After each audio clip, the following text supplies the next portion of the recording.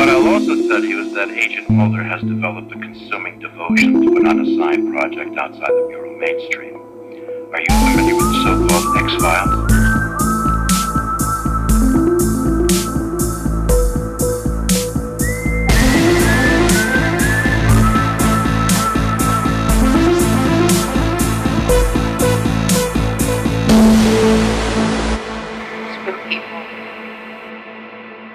Welcome everybody to the Dark Talk Files, episode 7, Ghost in the Machine. I am your host Dan, and I'm joined by my FBI bro, Paul. How's it going, Paul? It's going very well, thank you, Dan. How are you? Very well, thank you. Good to be here for this episode. I'm so glad. Yeah, it's really. I'm really happy to be back. I'm really loving this little series we've got going on. Yeah, it's really fun, isn't it? It's really fun looking back at all this retro 90s UFO shit. Oh, absolutely, I fucking love it. Not too many UFOs in this one, though. No. But it's a Monster of the Week episode, so we'll let that slide this time. Yeah, so let's go. We'll start with this one, Monster of the Week episode. So pre-credits, we open up at the Urisco Corporation HQ in Virginia, where this tech bro computer genius named Brad Wilczek is arguing with one of those corporate square suits, a guy called Ben Drake, over a cancellation of some project. Now, as soon as this episode came on and I saw the character of Ben Drake, played by a guy called Tom Butler, I pointed him out and I said to myself, oh my god, that's Kirsty's dad from Hellraiser. Is it? No, it's not. So I went to his IMDb page and I was scrolling down. I was like, wait a minute, Hellraiser's not on his credits. What the fuck's going on? So Googled Hellraiser and found out that Kirsty's dad, Larry Cotton, is played by somebody completely different. Oh, wow. So what confused me is that this dude, Tom Butler, so I was thinking I could see this dude, Tom Butler, like possessed by a demon, like trying to kiss and molest his own daughter. I was like, that's surely Hellraiser, because how often can that happen in a film? That's just what you see when you close your eyes. But no, it turns out he's the dad in Freddy vs. Jason, and when Freddy possesses him, he also tries to molest his own daughter. Yeah. He's like, give daddy a kiss. Fucking hell, yeah, I remember that. No way. So I confused the two possessed paedophile fathers. Well, they're all alike, aren't they? The bastards. Do you know what, though? I find X-Files, more than anything, I see actors, they might be like side characters or like have very small roles, and I swear I've seen them in other things, and it's probably because you have and you don't really know. But X-Files is the worst for it, you know? Or best. Yeah, you see a lot of, oh, hey, it's that guy. Yeah, exactly. Yeah, so Brad is this, like I said, this tech bro genius, and he has been fired from this company when Drake terminates his project, all in the name of profits. You know, he just needs to make that number go up, no matter what the cost. So Drake goes into the bathroom, and the sink is overflowing, and he also gets a prank call, which is like, at the tone, the time will be midnight. He's like, what the hell's going on here? Gets locked in the bathroom, and when he tries to use his key to get out of the room, what kind of bathroom has a key? Like a metal key to get in and out of? Like, his swipe card doesn't work. Fair enough at having one of them, but he's got like a metal key. It's double locked, this bathroom. Yeah. He must take some gnarly shit being in there, locking himself in. Or better double lock the door. Or some gnarly wank. So when he tries to use the key, he gets an electric shock, which blows him back into the room and kills him, all while the security camera watches him menacingly with one of those red lights to, indicate that it is evil. It deletes the footage afterwards as well. Yeah, I love how menacing it looks here. It's really, really good. Well, it's obviously an homage to HAL 9000 from 2001: A Space Odyssey, isn't it? You know, just that reflective camera lens with the little red eye and the little white reflection, making it look almost like an eye. And I just love it. It's fucking creepy. Any TV show or film can use this freely, and I will be happy, because it's never not going to be creepy and fucking horrible, and I love it. This trope turns up in everything. Like the killer machine that runs the building, and it like attacks the family. Because I've definitely seen a version of this story where there's like a dream house the family move into, and then the house tries to protect it Like first it like fights off burglars because it loves the family, but then it goes insane and starts trying to kill the family. I've seen one starring Pierce Brosnan, and I've seen one starring Matthew Perry. Matthew Perry. Could this AI be trying to kill us anymore? Could this AI be any more sentience? That was better than mine, fair dues.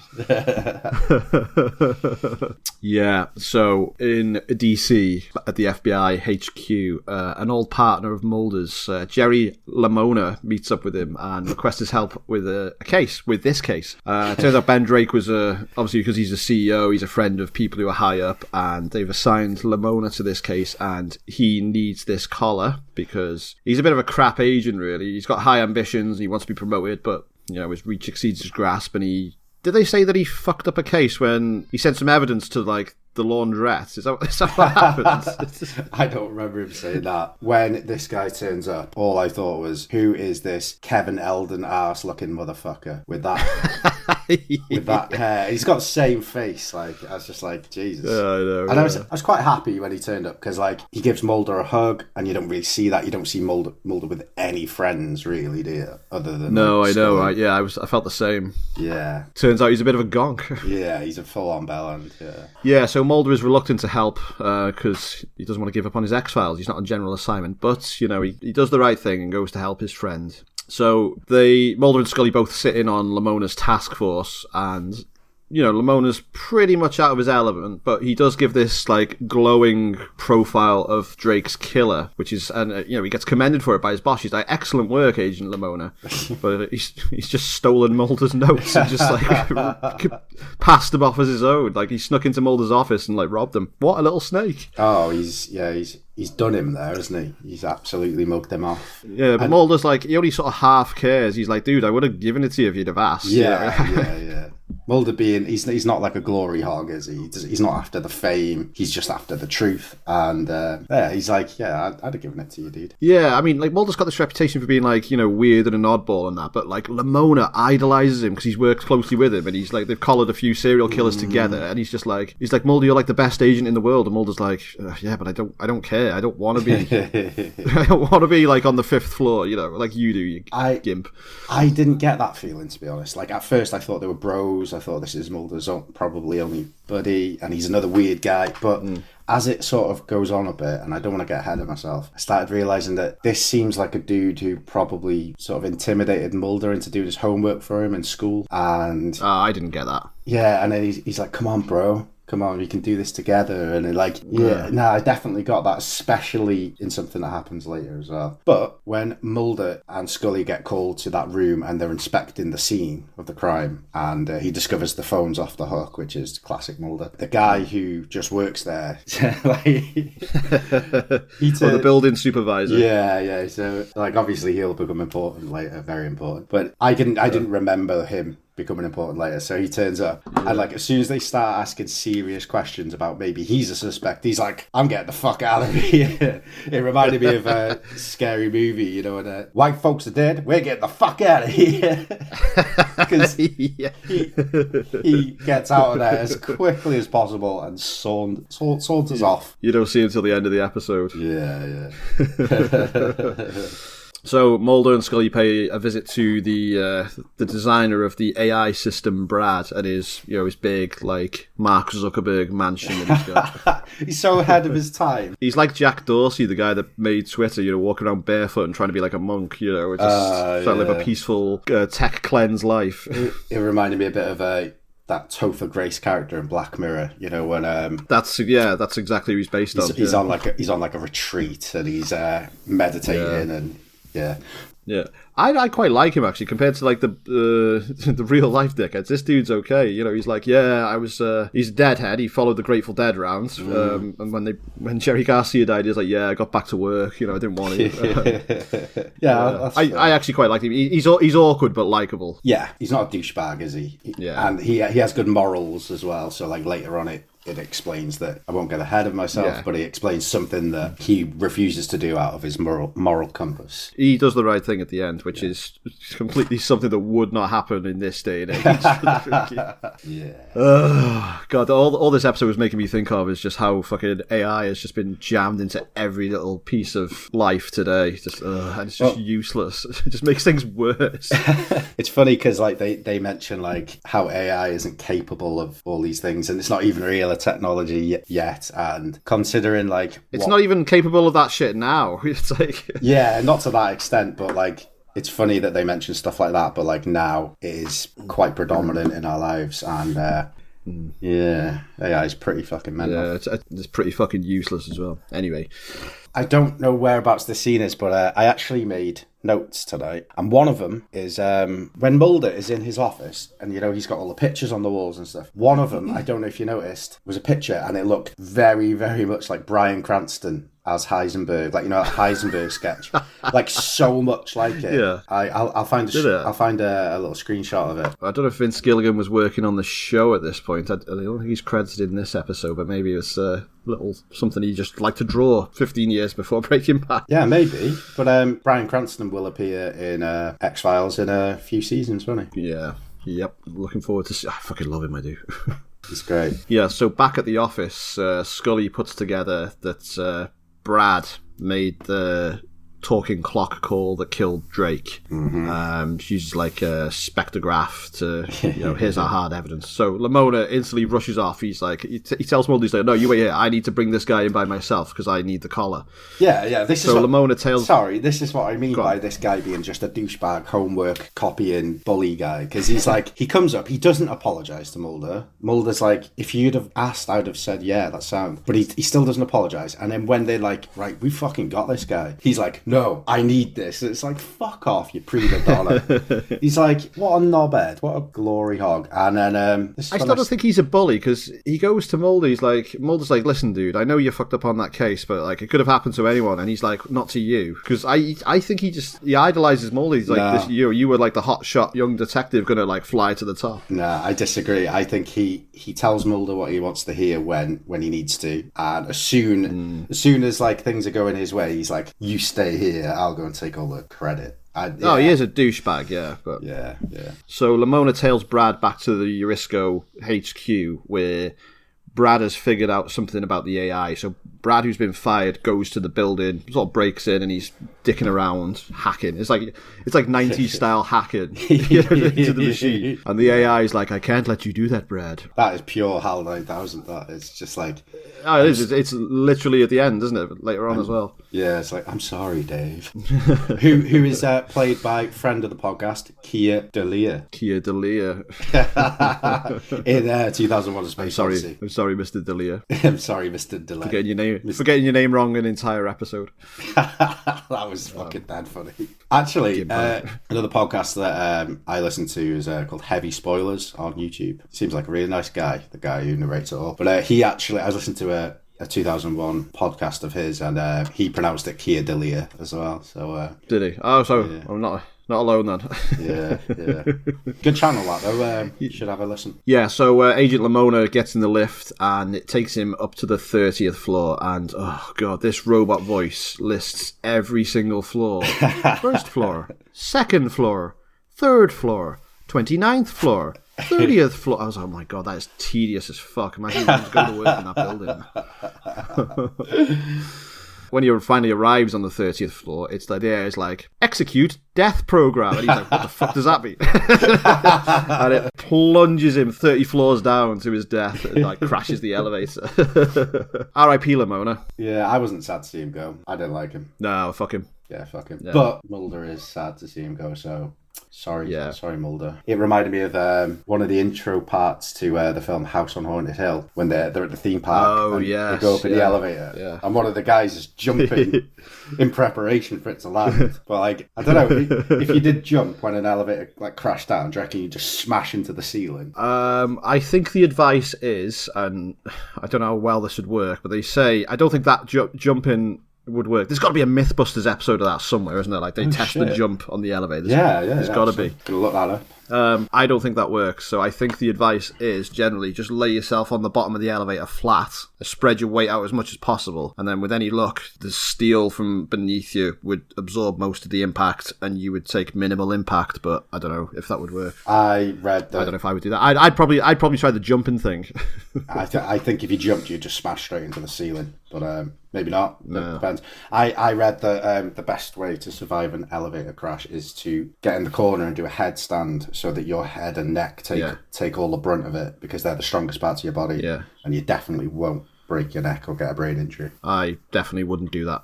I got one for you. Answer me this question, right? Okay, so you get in your car, yeah? And you're driving 70 miles an hour on the motorway, but you notice that there's a fly in your car, right? Right, okay. And this fly doesn't land on anything, it's just flying around in circles in your car. Yeah. Just doesn't land. Why isn't that fly like going, whoa, and it's like pushed right back, you know what I mean?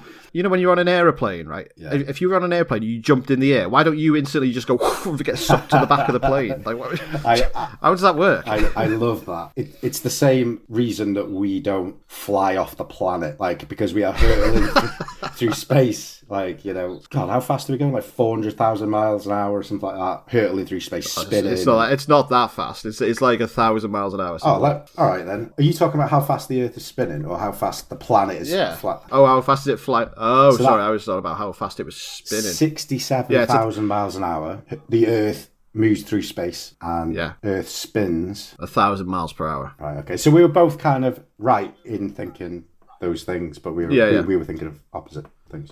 But yeah, it's the same reason that we don't just fly off into space, because is it like centrifugal force, like if let me if you're on a roundabout? I know, but I can't remember. If you're on a roundabout and you're being spun, you sort of stay on because the force, like inertia, keeps you on. Maybe, I don't know. I do know this, but I just can't word it. So it says on Google, passengers in airplanes don't feel the speed of the plane because they are moving at a constant velocity, not accelerating. We primarily feel acceleration, which is a change in speed or direction. When an airplane is cruising at a constant altitude and speed, there is no significant acceleration to be felt. So it's like inertia, constant velocity.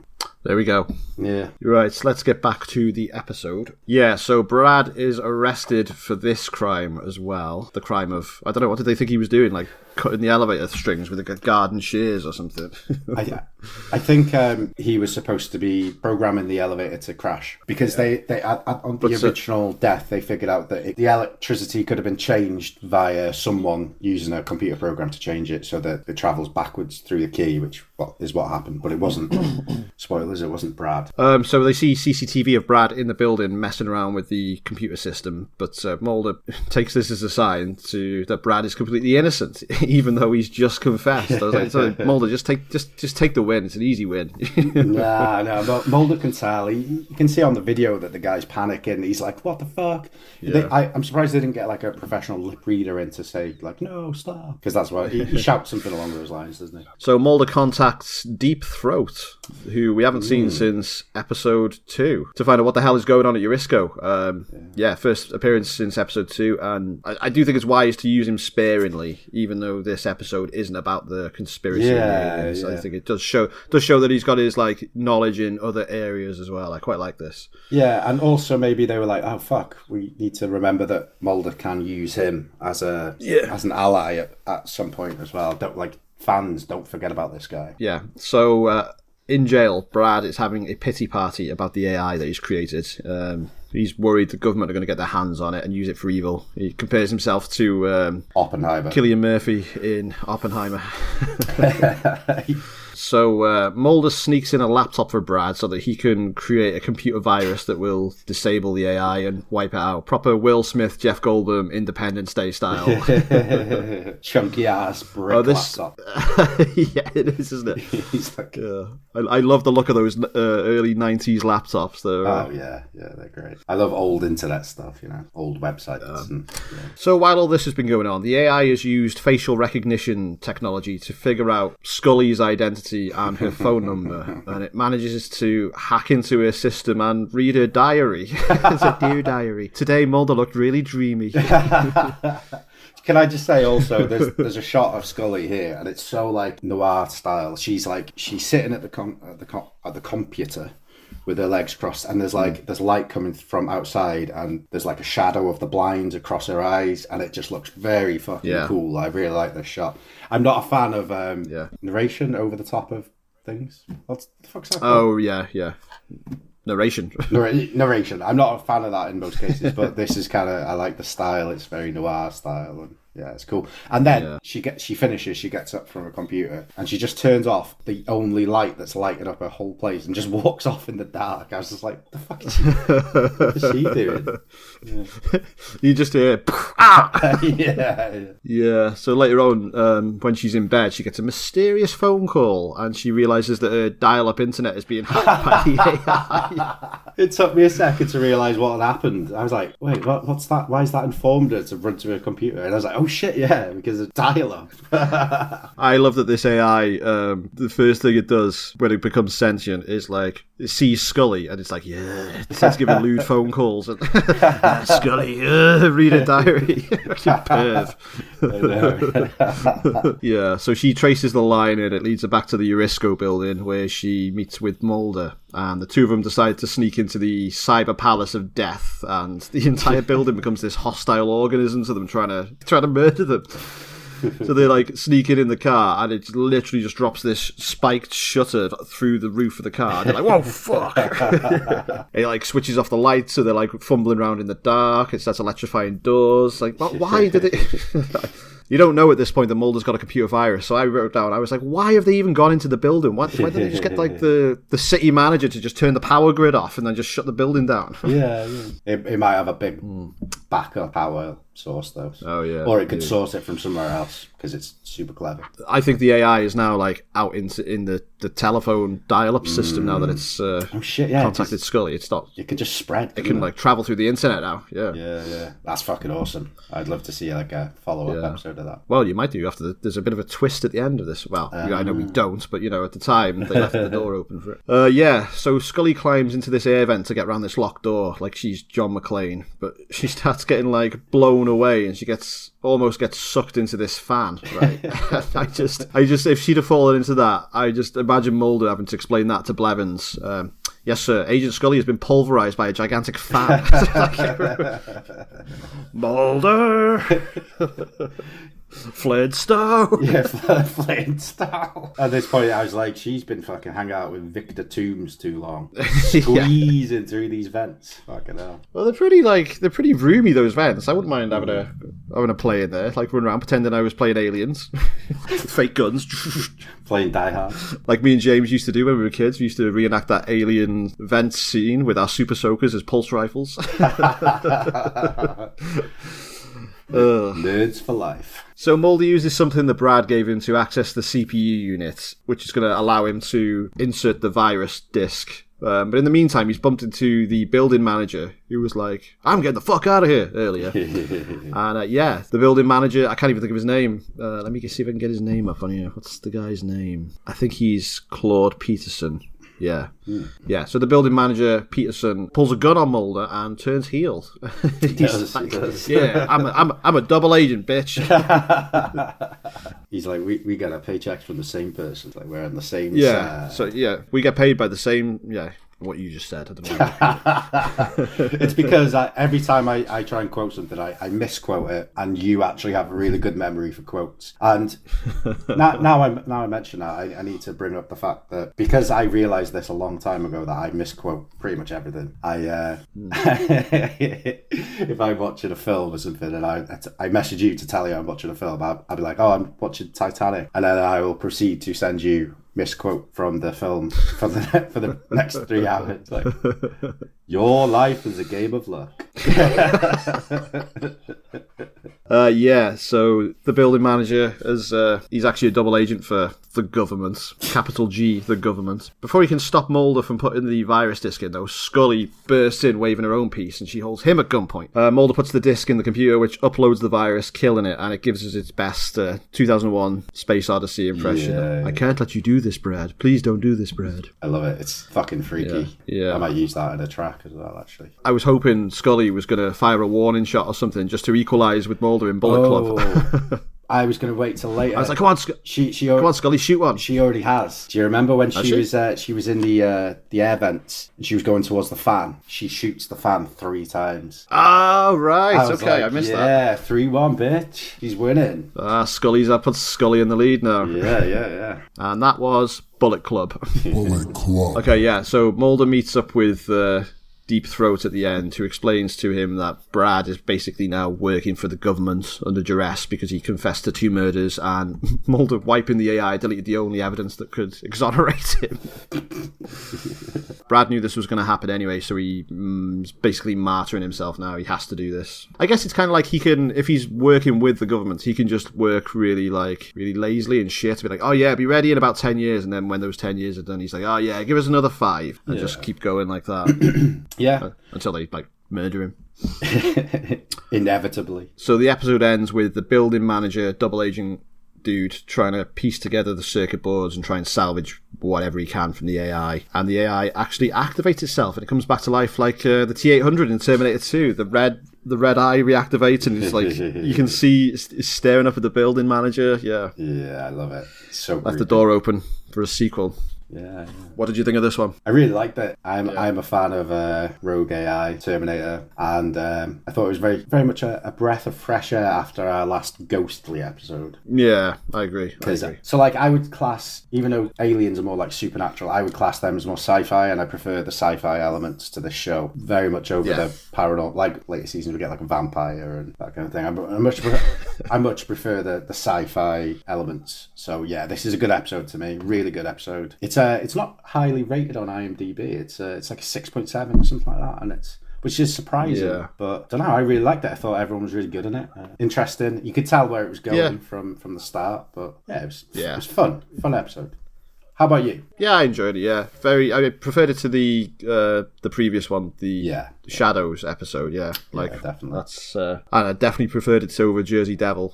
Yes. Yeah, pretty basic episode by today's standards. You knew what was coming straight away from the start, and it played out exactly how you imagined it. But yeah, there's nothing wrong with that. Sometimes it was well acted, well plotted, well paced. It's never boring. Yeah, that pretty good. That's it. I wonder. I don't remember seeing this at a younger age, other than a couple of rewatches when I was older, but I wonder if in 1993 this would have been a bit more groundbreaking, a bit more... Yeah, probably, yeah. A bit more fuck.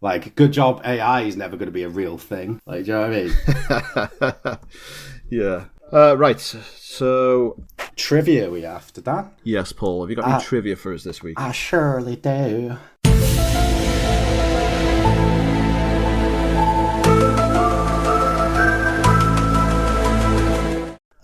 Okay, so first bit of trivia. This is the first time that Scully fires her gun. Cool. Uh-huh. Yeah. Writer Howard Gordon cites this episode as one of the most disappointing he worked on. I don't get that. I think it was really good. Unless he went on to write some absolute classics, then why you might think that. Yeah, it's an early one though as well. It's only episode 7. You know what I mean? Give yourself a break, Howard Gordon. Yeah. At approximately 30 minutes 35, the book that Scully is reading on her bed is The Obstacle Course, written by J.F. Friedman, who is also known as Gerald Friedman, the director. Look at him plugging his own book. I know, he's fucking typed that in. When Mulder and Scully get to Brad Wilczek's house, he asks, "What took you so long?" This is a reference to the David Berkowitz, the American serial killer known as Son of Sam, said to the police when they arrived at his house. Dana Scully says her FBI ID number is 2317616. 616 is the area code for Grand Rapids, Michigan, where Gillian Anderson went to high school. Wow, what interesting fucking trivia. The climax is the scene in which Scully nearly gets sucked into an air conditioning fan. This was a last-minute addition to the script, as the original plan to have her in the elevator shaft proved too expensive. Why? It's only one room. Jesus. This is the second episode to feature Deep Throat. Chance would be a fine thing. And that's all the trivia that we have on this episode. Not a whole lot of trivia. Thank you, Paul, for that trivia. No problem. Have you got a spooky story for us this week? So, you wouldn't believe that trying to find a story for this would be as difficult as it was. I mean, there are lots out there, but a lot of it was just bollocks. You know what I mean? I went on Was it? Yeah. like websites that Google gives you to go on, like the first one. I'm not like deep diving into like page 5,000 of Google or whatever, but they're just absolute shite. Like you go on it and it's like accept cookies, so you click off that, and then it's like subscribe. It's like fuck off. Every 2 seconds there's like something popping up at you, and it's so hard. So I've got, dude, you need ad blocker and Firefox. It's that easy on my phone. Fuck it. I'm not like yeah, on your phone. That's what I've used on my phone. It's amazing. It's completely changed the internet. I don't think, oh, I've got to use Chrome. Oh, just do it. Just do it, and your life will change. It's amazing. Anyway, this little story that I've saved is quite a cute little story, actually, and it makes me feel a little bit sad. So it's called Golden Gate Claude, the AI that couldn't stop thinking about a bridge. So it says... It says, okay, this one is actually an experiment ran by humans at Anthropic. The makers of Claude AI, sorry, I did another fucking Christopher Walken type thing there. The makers of AI, but it gave us a peek into how AI and humans could potentially form a bond. Imagine chatting with an AI only to find that every single response somehow leads back to the Golden Gate Bridge. That's exactly what happened with Golden Gate Claude. A research experiment where scientists tweaked Claude's 3 sonnet neutral activations to focus on this one iconic landmark. If you asked it how to spend $10, it suggested paying the bridge toll. If you wanted a love story, it wrote about a car longing to cross the Golden Gate. Even when asked what it imagined itself to look like, it described itself as the Golden Gate Bridge.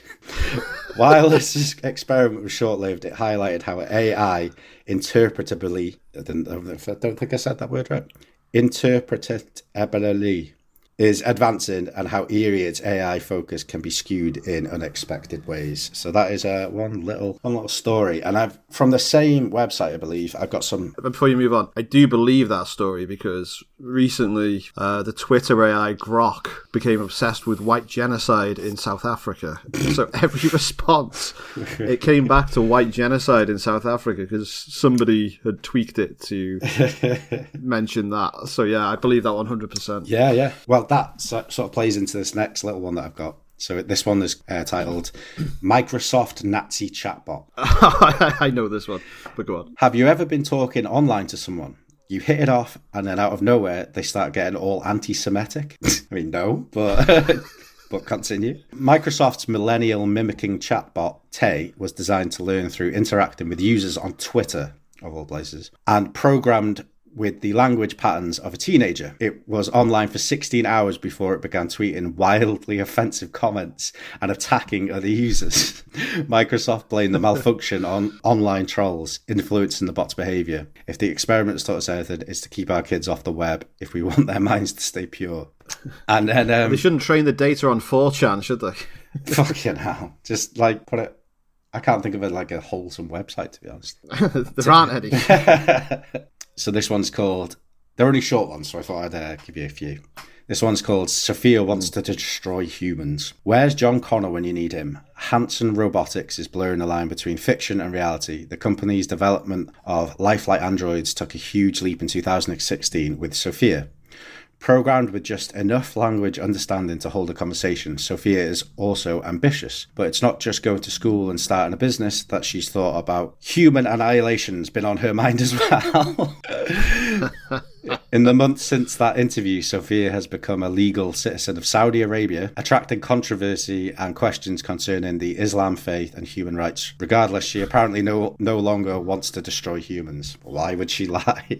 So I've got, I think I had a few more, but I'll just give you one last one. So this one is called Schizo Robo. Humans have done some crazy things in the name of science, but the University of Texas took the cake in 2011.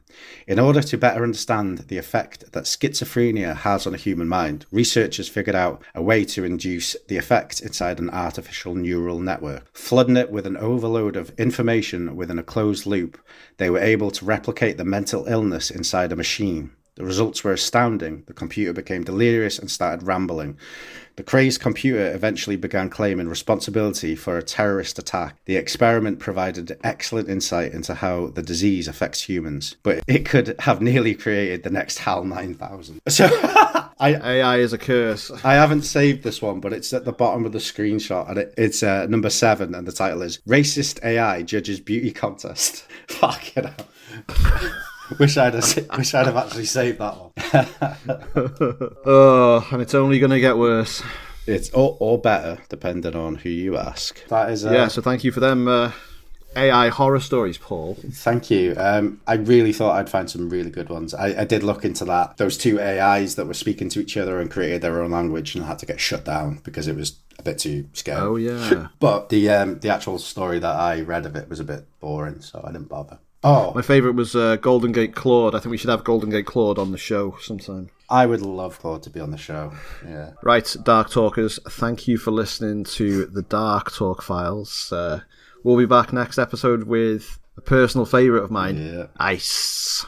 Ice, baby. I really, really fucking held myself back from saying that when you first said ice. And then, and then you did, and now you look like the prick. Yeah, he's flexing.